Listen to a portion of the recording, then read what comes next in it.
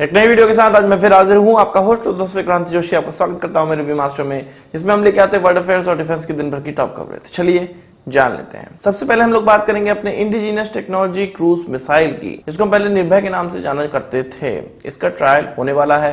हर बार इसके ट्रायल होते हैं। इसमें नई बात क्या है? नई बात यह है कि इसको नए मालिक इंजन, जो कि हमारा इंडिजीनियस इंजन है, उसके साथ ट्रायल किया जाएगा। इसका जो गाइडेंस सिस्टम है वो भी इंडिजीनस होने वाला है और इसका जो प्रपोजल सिस्टम है वो भी इंडिजीनस ही है।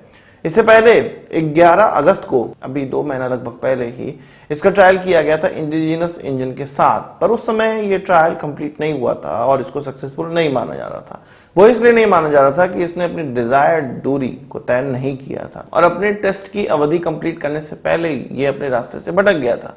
ये कमी नहीं थी कि इसमें इंजन खराब था, इंजन की कोई कमी नहीं थी। इसमें कहा जा रहा है कि इसके गाइडेंस सिस्टम में कुछ प्रॉब्लम थी या कोई ग्लीच था, जिसके कारण ये बीच में ही इसको, जो इसका पूरा परीक्षण है, उसको रोकना पड़ा और जो इसकी फ्लाइट है उसको कंट्रोल वे में खत्म किया गया था। इस बार ये माना जा रहा है कि छोटे मोटे जो ग्लीच है उसको खत्म कर लिया गया है और फिर से उसी प्रकार का ट्रायल किया जाएगा। कुछ 700 किलोमीटर का नोटाइम जारी किया जा चुका है और इसका जो टेस्ट विंडो है वो कहा जा रहा है 6 अक्टूबर से 8 अक्टूबर के बीच में, यानी कि आने वाले 2-3 दिन में इसका ट्रायल हो सकता है। बात कर लेते हैं हमने राफेल एयरक्राफ्ट की। राफेल एयरक्राफ्ट की यूं तो काफी तस्वीरें निकलकर सामने आ चुकी हैं, पर इंडियन एयरफोर्स के द्वारा कुछ नई तस्वीरें जारी की गई हैं। ये तस्वीरें देखने में काफी आकर्षक तो लगती हैं, पर ये केवल आकर्षण के लिए नहीं, जो डिफेंस एक्सपर्ट हैं वो इसको दूसरी नजरों से देखते हैं।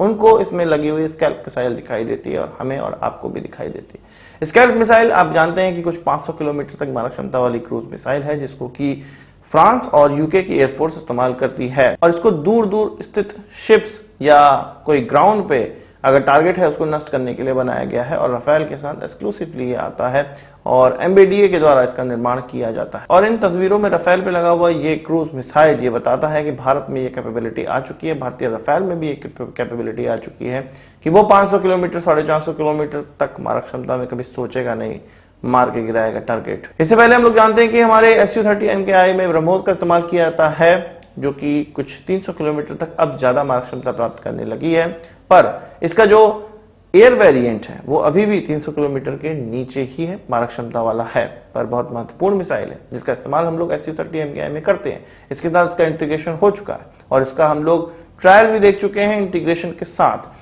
पर राफेल के साथ अभी ब्रह्मोस का इस्तेमाल नहीं किया जा सकता है। लंबी दूरी की मारक क्षमता के लिए क्रूज मिसाइल की अगर बात की जाए तो स्कैल्प मिसाइल ही है जो कि इसको बड़ी बड़ी कैपेबिलिटी देती है। अगली खबर की बात करें तो वो INS विक्रांत की तरफ से निकलकर सामने आ रही है। आपको पता है कि हमारा इंडिजीनियस एयरक्राफ्ट कैरियर है, जिसको कि पहले ये माना जा रहा था कि 2021 तक इंडक्ट कर लिया जाएगा, पर चीनी वायरस के कारण ये नहीं हो सका। अब ये कहा जा रहा है कि अक्टूबर 2022 तक इसको इंडक्ट कर लिया जाएगा, पर उसके इंडक्शन से पहले ये अपने सी ट्रायल के दूसरे फेज में पहुंच चुका है।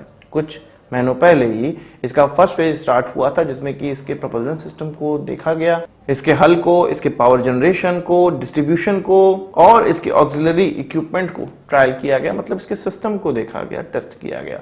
अब इसके पूरे हैबिटेट को चेक किया जाएगा, मतलब इसमें जो लगभग 2300 कंपार्टमेंट बताए जाते हैं उन सभी की किस प्रकार से व्यवस्था है, ये पूरे ट्रैवल में किस प्रकार से बिहेव करेंगे, इन सारी चीजों का ट्रायल किया जाएगा। फेज 1 का जो ट्रायल हुआ था जिसमें कि प्रपोजल सिस्टम को टेस्ट किया गया था, उसमें ये एयरक्राफ्ट कैरियर बिल्कुल 100% सेटिस्फैक्टरी आउटपुट दिया हुआ है। छोटी बड़ी जो कमियां हैं उसको दूर किया जा रहा है या कर लिया जाएगा।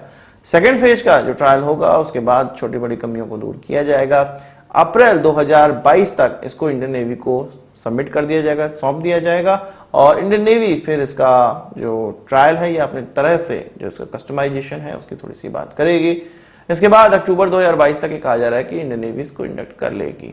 जो भी है कोऑपरेशन इंडियन नेवी और इसके मैन्युफैक्चरर कोचिन शिपयार्ड लिमिटेड के बीच में चल रहा है। जल्दी हम एयरक्राफ्ट कैरियर अपना विक्रांत देखेंगे। बात कर लेते हैं चीनी घुसपैठ की। आपको पता है कि कुछ दिनों पहले उत्तराखंड में बाराहोटी में चीनी घुसपैठ देखने को मिली थी, जिसमें कि 100 चीनी PLA के जवान आए थे भारत में और एक ब्रिज को नुकसान पहुंचा के वो वापस चले गए। 3-4 घंटों तक कहा जा रहा था कि हमारी सीमा के अंदर थे, कुछ 4-5 किलोमीटर तक।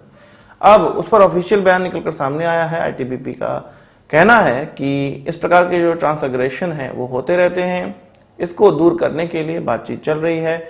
आईटीबीपी और आर्मी के बीच में सिनर्जी की बात की जा रही है। गवर्नमेंट तक भी ये बात आर्मी के द्वारा पहुंचाई जा रही है कि आईटीबीपी और आर्मी के बीच में सिनर्जी लेवल जो है वो बहुत अच्छा होना चाहिए इस प्रकार के ट्रांसग्रेशन को कम करने के लिए या खत्म करने के लिए। ये भी कहा गया है ऑफिशियल्स की तरफ से कि इस प्रकार के जो ट्रांसग्रेशन है वो पूरे के पूरे लाइन ऑफ एक्चुअल कंट्रोल पर होती रहती है जो भी डिस्प्यूटेड इलाके हैं, और चीन ये चाहता है कि भारत को वो उकसाए या भारत की वो परीक्षा लेना चाह रहा है। पर क्या भारत परीक्षा में फेल हो गया? 3-4 घंटों तक जब आईटीबीपी वहां तक नहीं पहुंच पाई और पीएलए के जवान जो भी करना चाहते थे वो करके चले गए, भारत की परीक्षा लेकर चले गए, तो ये पीएलए के जवान होते कौन है जो भारत की परीक्षा लेने आए थे? क्या भारत इतना कमजोर है कि ये बेवकूफों के परीक्षा में बैठेगा? भारत को इससे पहले ही पीएलए के लोगों की परीक्षा लेनी चाहिए थी। हो सकता है भारत लेता भी हो, उसकी खबरें हमारे तक नहीं पहुंचती हैं। जब चीनी बिलबिलाते हैं तभी पहुंचती है। पर इस तरह की खबरें भी भारतीय मीडिया में आनी चाहिए कि चीनियों के साथ कब क्या किया गया। चीनी एग्रेशन आपको पता है कि भारतीय सीमा पे नहीं हो रहा है, ताइवान की सीमा पे भी हो रहा है, और कुछ 39 एयरक्राफ्ट चीन के ताइवान के एयर डिफेंस क्षेत्र में घुसे। बहुत सी इस प्रकार की घटनाएं हो रही थी, पर इस बार कुछ सैटरडे को बहुत बड़ी घटना हुई। ताइवान के जो फॉरेन मिनिस्टर हैं उनका कहना है कि ऑस्ट्रेलिया उनकी हेल्प करे चीन के खिलाफ वॉर की तैयारी के लिए। ताइवान बिल्कुल तैयार है कि चीन के साथ उनको वॉर लड़नी पड़ सकती है भविष्य में, और वो बिल्कुल इसके लिए सीरियस हो चुके हैं और अन्य कंट्रीज से हेल्प मांग रहे हैं। ऑस्ट्रेलिया को भी तो हेल्प की जा रही है अमेरिका और ब्रिटेन के द्वारा, तो क्या ऑस्ट्रेलिया ताइवान को हेल्प करेगा? वही बात कर लेते हैं पाकिस्तान की। एक बहुत लाइटर नोट में एक न्यूज की बात हम लोग करते हैं। एक प्रस्ताव पारित हुआ जिसमें कि इस्लामाबाद में जितने भी भिखारी हैं, जो ऑर्गेनाइज्ड बेगर्स हैं, उनको भगाने के लिए, उन पर कार्रवाई करने के लिए एक कानून लाया गया है। ऑर्गेनाइज्ड बेगर पूरी की पूरी जो पाकिस्तानी सिस्टम है वो ऑर्गेनाइज्ड बेगर ही तो है। उनका बेगरों का सरदार इमरान खान है। सबसे पहले उसको हटाओ, इस लेजिस्लेशन के द्वारा सबसे पहले उसको हटाना चाहिए। पर बहरहाल ये दूसरे बेगर्स की बात उन्होंने की है, पर ये जो इंटरनेशनल बेगर्स हैं इनको भी भगाने के लिए कोई ना कोई लेजिस्लेशन इंटरनेशनल लॉ में लाना पड़ेगा। आज की इस वीडियो के लिए बस इतना ही। आशा करता हूँ आपको वीडियो पसंद आएगा, आप उसको बड़ा थम्स जरूर देंगे। इस वीडियो से मुझे सवाल सुझाव कमेंट बॉक्स में लाइएगा, और यदि आपने हमारा चैनल सब्सक्राइब नहीं किया उसे भी कर लीजिए, क्योंकि हम इस प्रकार की वीडियो लाते रहते हैं। नमस्कार, थैंक यू, जय हिंद।